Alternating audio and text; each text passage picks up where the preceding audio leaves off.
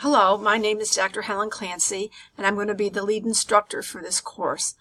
We have about 90 students, so I have two wonderful adjuncts, Joey Kittle, who's taught it last fall also, and Jennifer Johnstone, who works at the hospital as the innovative nurse. So they bring years of nursing leadership. My doctorate is in executive nursing leadership, and I think Jennifer Johnstone is just finishing hers.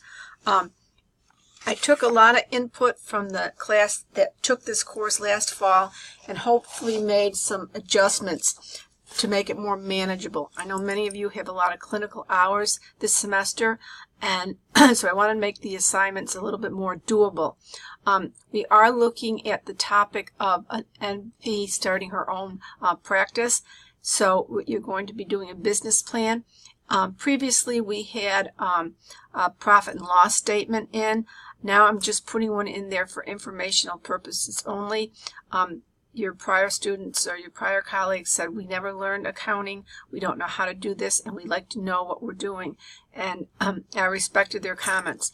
So the financial spreadsheet or your profit loss statement is in there, but again, it's only for references and for information. You do not have to prepare one. We are changing the title of discussion boards to scholarly discourse, and you have 6 of them in this course. Look at the instructions and look at the grading rubrics. I did not say you needed to answer to 2, you needed to answer to 3.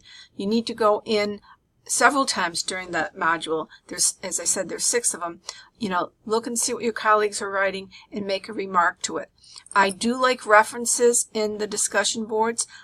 Just maybe 1 or 2, either an article, a newspaper. The news is full of stuff today on leadership. So I know that you're in a deeper level of participation than just saying it was so-and-so had a good posting, I thought it was interesting, the remarks. You're going to be an advanced practice nurse, so you really need to reference some of the statements you made. So I do want to see references in the scholarly discourse discussions, and I want to see it in there a couple times in each module. There's 9 modules altogether in the course. The first one is getting to know you and what do you expect from the course, and it wants to I want you to look at the AACN's essentials, because the AACN is our accrediting body, and we have to address those essentials in all of our courses. And you know, what ones resonate with you? Each of the instructors has 30 students, and out of the 30 students, they're divided in 3 groups of 10, so you will be working in your group of 10 for most of the assignments. Then in Module 2, we get into the American Healthcare Delivery System. We talk about the future of nursing, follow the instructions, and write down your thoughts on the Institute of Medicine and the future of nursing and how it's impacted your practice. The third module addresses healthcare financing, which is one of my favorite topics. I might upload articles as they come out. I go on certain websites and blogs every morning to see what's happening, because we're really in a turbulent period right now, and I like to share what I'm learning with my students, so you might get some blogs or get some updates in the morning. We have a video in there of Tom Quinn. He was the administrator over at Community General Hospital for a number of years, and then came over to Upstate. He's retired now, but his words still resonate today.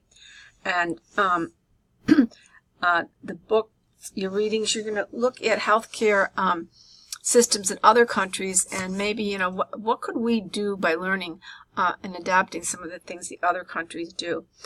England, by all accounts of matrices, measurements, has the best healthcare system in the world, and they get the funding for their healthcare system by adding a tax to what everybody buys. Whether you're a drug pusher or you're on welfare, whatever you consume, you have to pay a little consumption tax towards your health care, and they have universal health care in England. The next chapter takes us into social issues and advocacy. Certainly start thinking of a social issue you want to address in your leadership paper, from gun violence to marijuana to the opioids. There's many, many health issues out there today that professional nurses need to be able to address in a knowledgeable manner. It's in Module 5 that you start, that you're going to be handing in your NP proposal, and you're going to share it with your colleagues. And I want you to select one of your colleagues' paper and compare and contrast it to ours. So the directions for doing your NP proposal are pretty specific. There's many chapters to address. I don't want more than 1 page per chapter, so be concise. And instead of doing it in groups, you're doing it in an individual an individual submission, because I know how hard it is to get a group together, especially when you're working full-time, has a family, and you're trying to get in all those clinical hours. Myself, and I'm sure Jolene and Jen are available for questions. Don't hesitate to ask questions. I go on my email every morning and every night, so if I don't get back to you within 24 hours, probably it might have got lost in transition, so email me again. In Module 6, we talk about the power in healthcare systems, and in that module is when you're going to be selecting one of your colleagues' NP proposal. And I took the proposal and put it into 2 submissions instead of just 1. The instructions are there. You'll do the first couple of chapters in the first submission, and then the last chapters in the second submission.